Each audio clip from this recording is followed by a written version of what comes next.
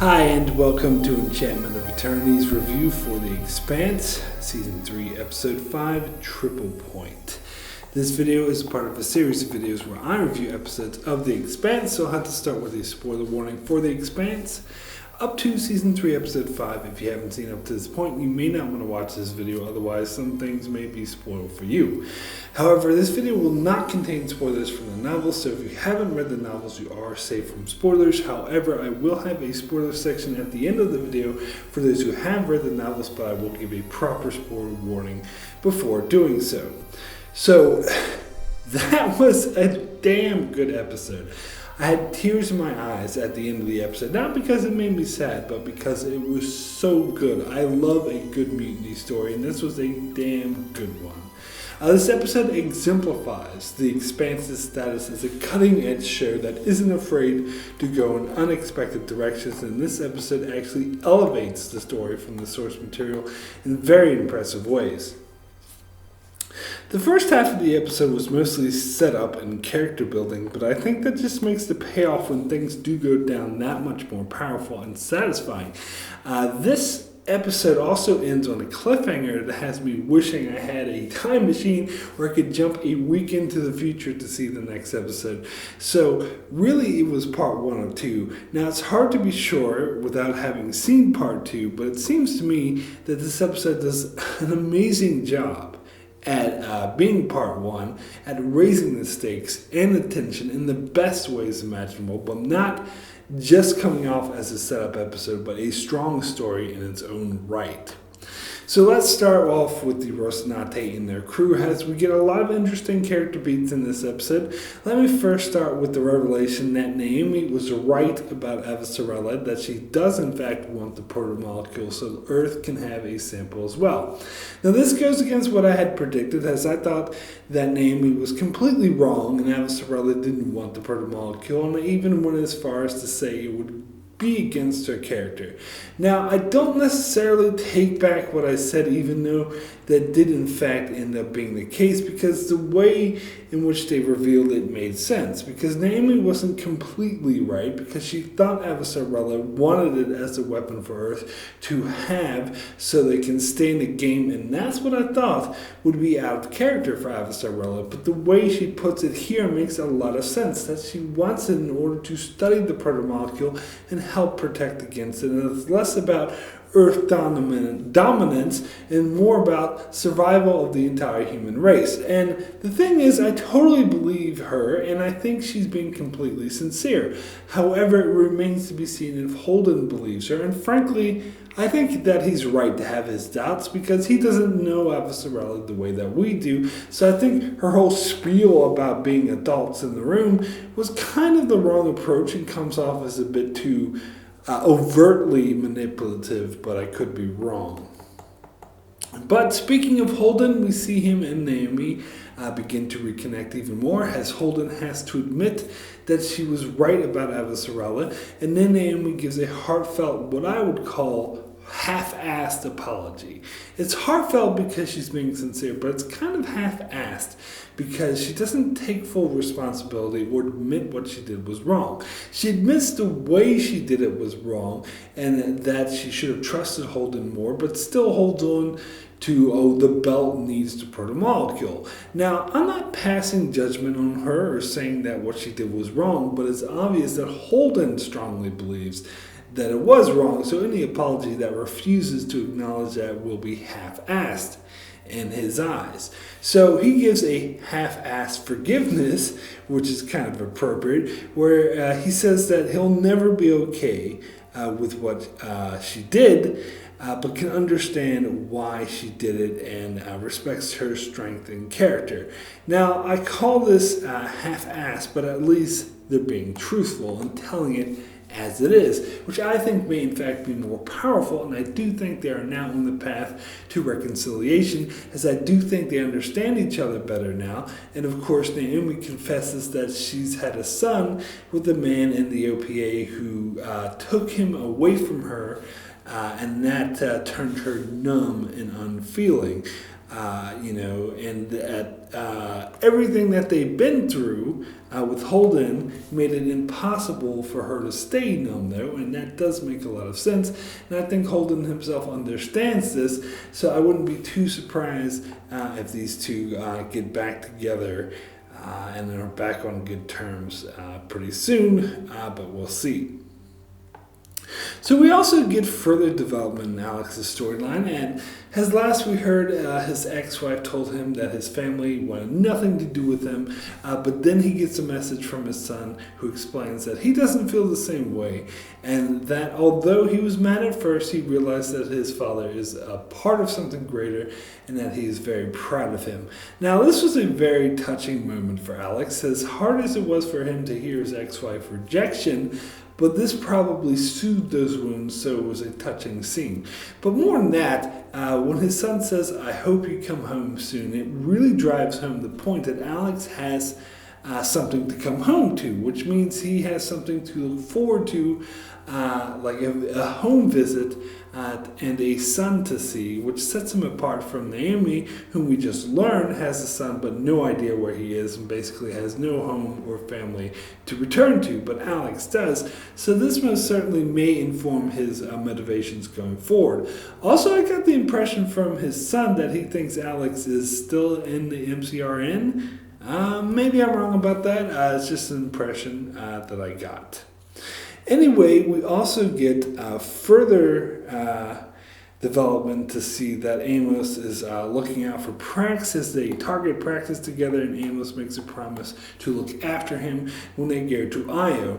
So these two make an interesting pair. From both of these interactions, I get the impression that Prax has become cold and unfeeling, and Amos isn't very pleased about this, as Prax says that if they don't find May alive and well, then at least he can get revenge, and that would be the next best thing.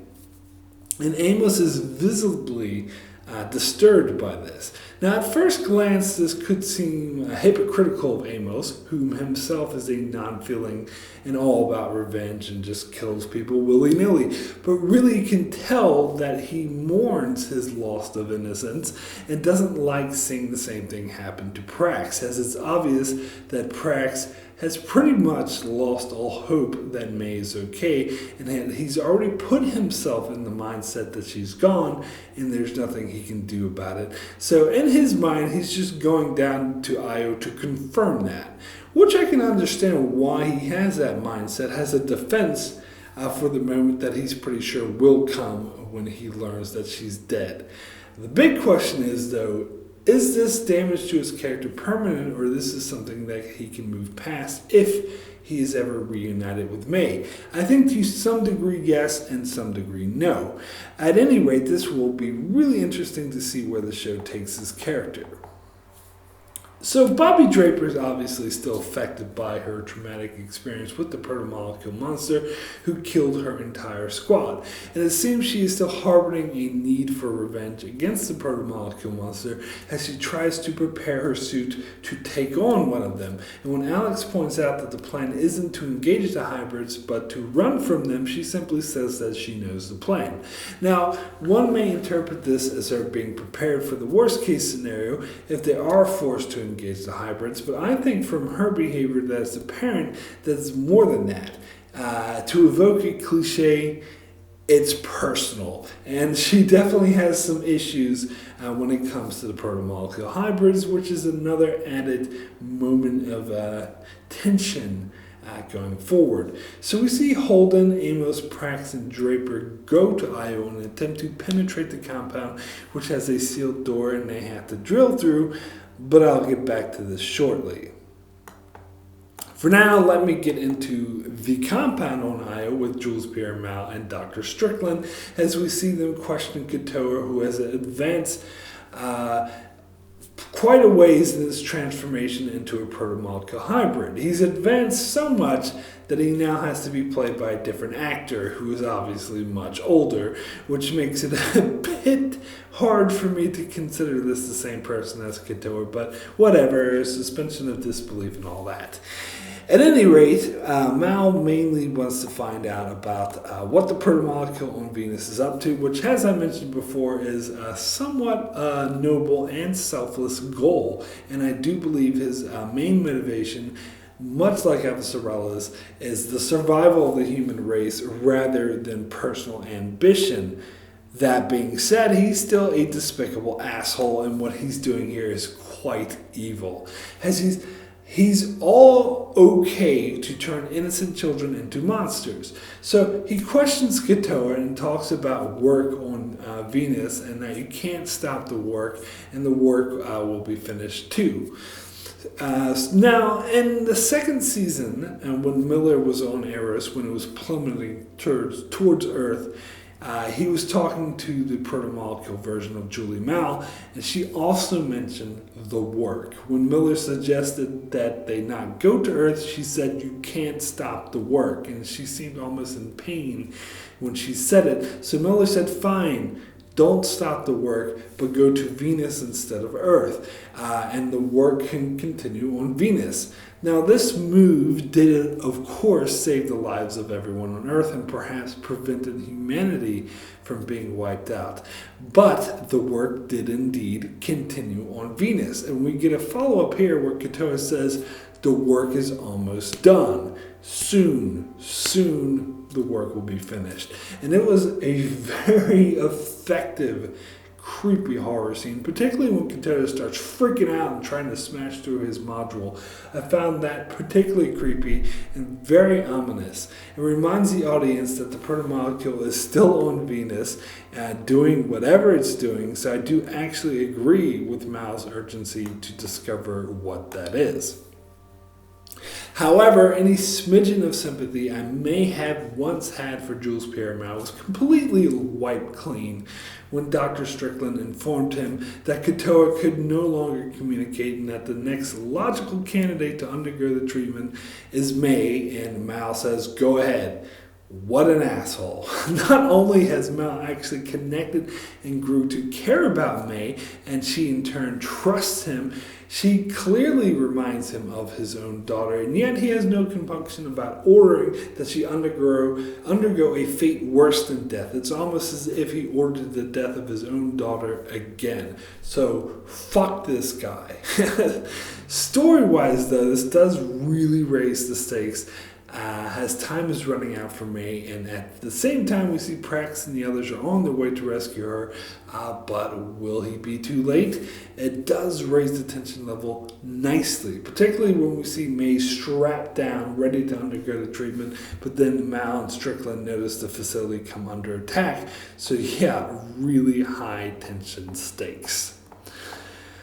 So now, let's go over to the Agatha King, which is clearly the heart of the episode, where things really go down. Now, I love that the action of the episode, the heart of it, focuses on side characters who never really factored that majorly in the show in the past. As Suther and Wynn appear occasionally, they were never that prominent. And the other supporting characters we just met in one other episode, but the show does such a great job of establishing these characters and setting up their dynamic that they come across as fully developed characters that you are actually really invested in, despite the fact that you barely know them, and that indeed is a huge feat to accomplish. In fact, this episode does more to establish these characters shortly before they perish. I particularly liked the scene in the mess hall where Suther's two lieutenants, Lieutenant Schaefer and Lieutenant Menisco, and Admiral Wynn's Lieutenant Boyer, where Boyer explains that the tragedy that Wynn suffered through. This helps, but not excuses Wynn's character and why he's so gung-ho for a war against Mars, and why he inspires such devotion in others. I thought it was an amazing job of fleshing out these characters and helping them feel more real, helping you understand them more. You still despise them and want to see them defeated, but you understand them more, and they come off as more real and dynamic, which is what any good show or movie will do for the best of villains. So yeah, the episode does more character building with these characters' new dynamic before shit goes down. Admiral Wynn has taken command of the Agatha King, but the crew is predominantly still the same, and they are still loyal to Suther. When they suggest they divert to Callisto to join the fleet, when they discover a Martian warship is chasing them, Wynn stubbornly insists that they're going to Io, and he gives no explanation for this whatsoever. And when Suther tries to protest, Wynn basically just tells him to fuck off in so many words, and then kicks him off the CIC.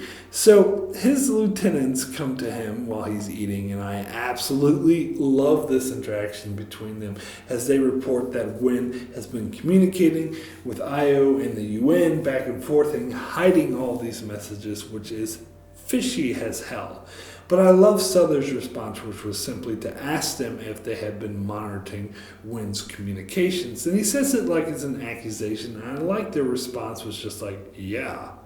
A very unapologetic response, and they go on to explain how fishy it is, and so that's really isn't the point that they were monitoring him.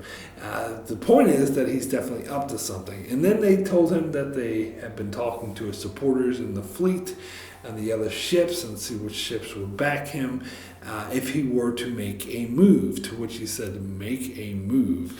And they're just like, you know what we mean. So the problem with Suther is he's a bit too honorable for his own good.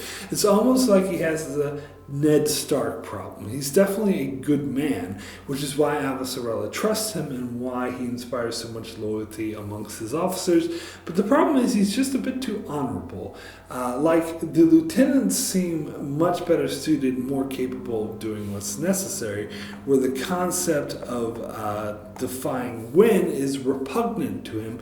And I honestly think that that was his downfall, because when Schaefer comes to him with the recording of Ehrenreich that the Martians forwarded to him from Avasarala, this is where he erred, because he was like, oh, I need to confirm this, which honestly, he should have known damn well that this was authentic, just as Schaefer knew, because she even points out that they know that Wynn is Ehrenreich's puppet through and through, so of course that it's genuine. But Suther, being the honorable man he is, had to go to Kotiar for confirmation, which he got, but by doing so he tipped his hand to Wynn and lost his advantage. He lost his element of surprise. So Wynn, of course, was on to him because of this. And he was further stupid by trying to think that he could reason with Wynn, which of course he couldn't. So what he should have done is he should have quietly went behind Wynn's back before he figured it out, and had Wynn removed from command, and then told the fleet about it once Wynn was safely in the brig. But no. And this is actually consistent with his character. Like Avasarala, Suther is on the right side, but unlike her, he's not smart about it. Avasarala is smart. She knows when to be sly, when to fake being on someone's side, when to put on a facade and pretend to be something she's not, and to move quietly behind the scenes. Suther doesn't know how to do this, which he proved by quitting in protest when Ehrenreich convinced Gillis to attack Mars, and because he did so, he put Wynn in the position of being his superior. So this whole situation is his fault. Now, Avasarala rightly called that move stupid. That he could have done more to stop the war had he kept his position of power. And he makes the same mistake here, where he gives people the benefit of the doubt when he shouldn't have, so he's now dead. So as much as I absolutely love the scene in the CIC with the mutiny, didn't either side think to actually have their opposition thrown into the brig, or at least handcuffed before trying to issue orders. It seems like a lot more people would still be alive if they did. But I know, heat of the moment and all that. Plus it made for a really exciting scene, so I'll live with it. As I said, I love stories about mutiny. I liked Crimson Tide. I like all the Star Trek episodes that deal with mutiny. And I loved the Battlestar Galactica episode where there was a mutiny. And honestly, even though this scene was short, this was honestly one of the better mutiny stories I've seen.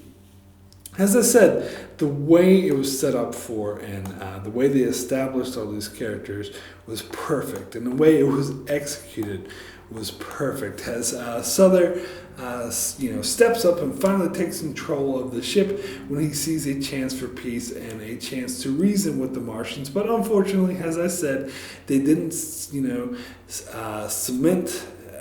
their they didn't arrest these people, put them in the brig, so Wynn's men regained control, and Wynn simply killed Suther. Now, as to whether or not Suther is dead, I watched this scene several times, and Suther was pretty much shot in the heart. So if he's still alive, I would call that some Arya Stark level BS. So I think that he is dead. But at any rate, many of the ships refused to follow Wynn's orders to attack the Martian fleet, and these are obviously the ships that Schaefer and Moscato referred to earlier that were on Suther's side. And when they still refused, he destroys one of these ships. Now, it's funny, when he orders the tactical officer to fire on the ship, she refuses. So he just tosses her aside and then asks for all those who won't follow his orders to identify themselves, which they do. And I suppose this is a way of protest, although one of them would have been smarter if they pretended to be on his side and then deceived him, but whatever. So he finally asks Boyer to take them to the brig. So finally someone's finally smart enough to freaking just get the people he knows not on his side off the CIC. But for some unknown reason, he leaves Schaefer and Moscato on the CIC, who are obviously his biggest threats. And as soon as he destroys the other UNN ship, they of course take advantage of this and try to fight back. And they kill Boyer by snapping his neck, and it was super intense. I mean, they were just having a nice dinner conversation with him earlier, and now they twist his freaking head off. But Moscato gets shot and most likely is killed. Schaefer manages to shoot Wynn, but then he shoots her, and then Wynn shoots her 3 times in the back, so pretty sure that she's dead. But the UNN ships are starting to shoot at each other, and this all hell is breaking loose. And again, this was an amazing battle sequence, as Suther's supporters obviously didn't take too kindly to Wynn destroying one of their ships. Now, I talked about how Suther was stupid, but Wynn might be even stupider, and more to the point, arrogant. And he just thinks, oh, I'm in command, and that's that, and anyone who doesn't follow my orders, I'll simply kill them. And that is idiotic and reckless. It's what started a shooting war between the UNN ships. So basically like a civil war, where there's a massive Martian fleet just right there. And things get worse for Wynn when Mars broadcasts that any ships that declare their peaceful intentions will not be fired upon. In fact, will receive assistance. So basically, they're offering to assist Suther's supporters because they are the only ones who would declare peaceful intentions with the Martians, which means Wynn just got severely outnumbered and is pretty much screwed. And I love Wynn's response as he remains as stupid and arrogant as ever. And his lieutenant asks him, oh, well, how are you going to respond? He simply goes to the controls of the hybrid that Jules Pierre Mao gave him and just launches all of the hybrids. This was so great, the way that he did it, that evil smirk on his face. It was just so well played. And again, this is not the smartest of moves, but God, that was so super intense, amazing television. It was so great seeing Holden's reaction to this and Bobby's reaction and all the others as they were just looking up. They could not believe what they were seeing. Like, just one of those monsters wreaked havoc on everything, and like all of them were fucking just being launched in the air. And the looks on their faces basically, we're all completely fucked. It was so intense. So finally, let me get into the MCRN vessel. The storyline begins with the young ensign Sinopoulos that we met in the previous episode, bringing Aaron Wright's message to his commanding officer, Captain Carnino, just like Avasarala wanted.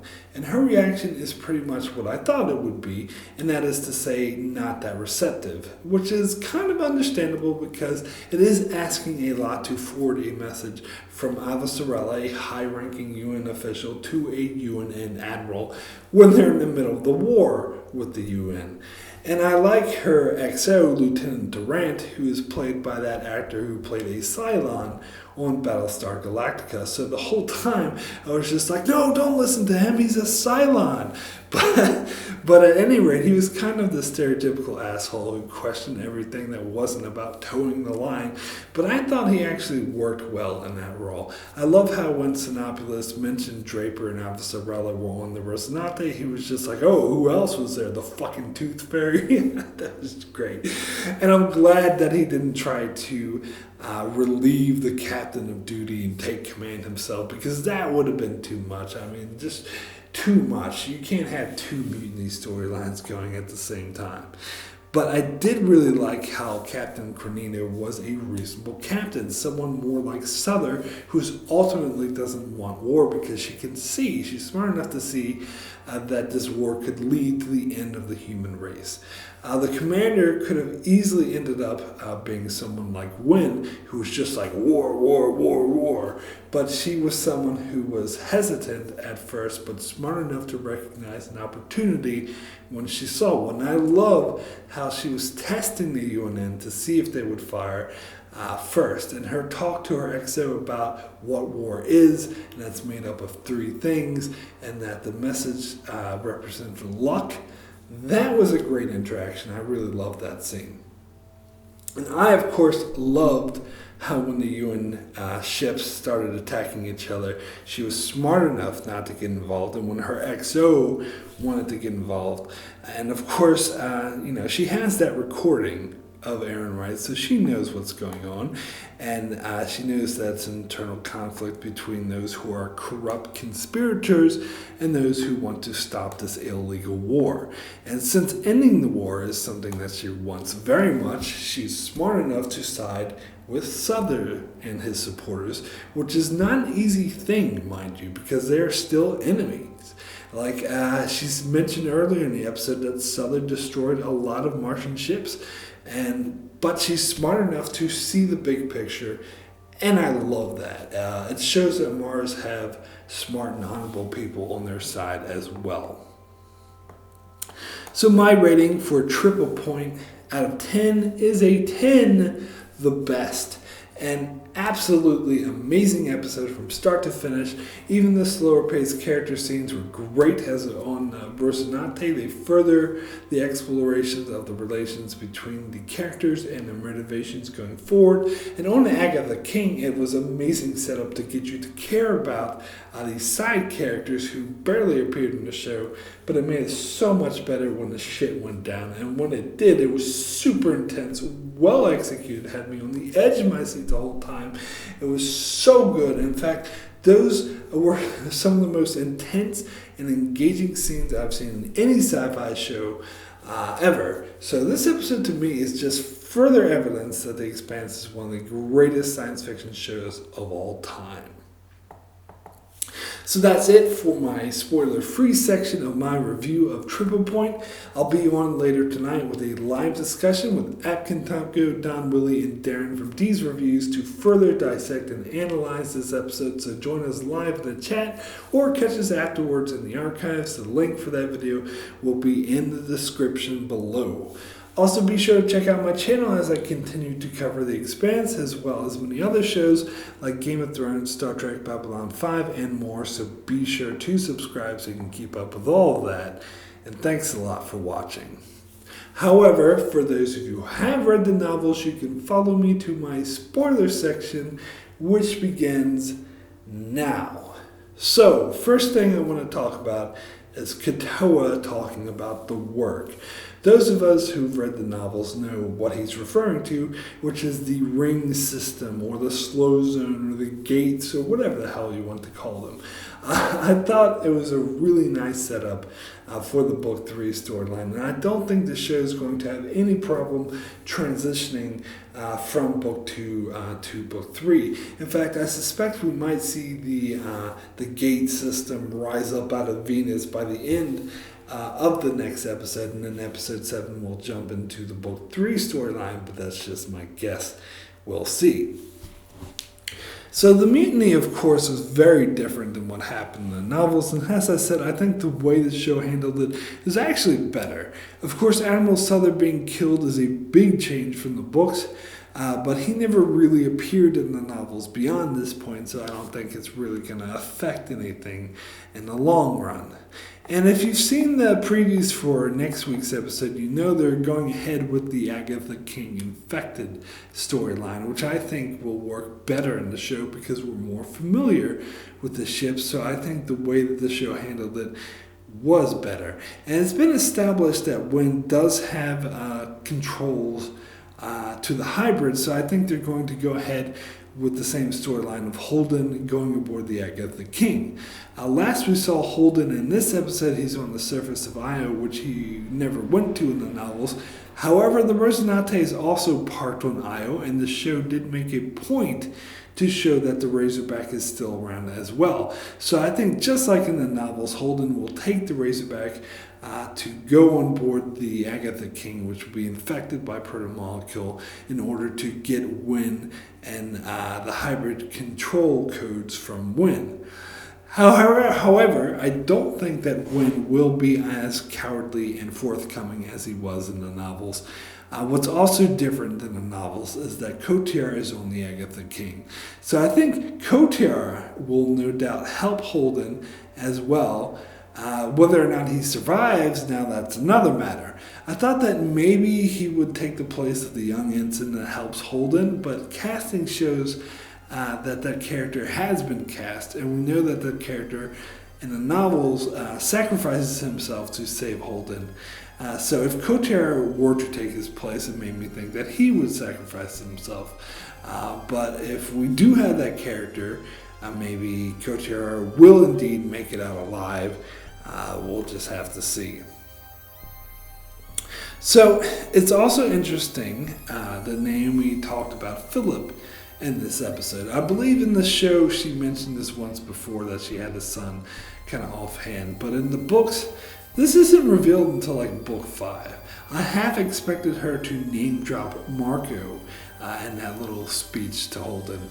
So it seems apparent to me that they're laying the groundwork for the book 5 storyline. So it might happen in the show a bit sooner, but we'll have to see. Anyway, that's all I have for spoilers. So thanks so much for watching, and I'll see you next time.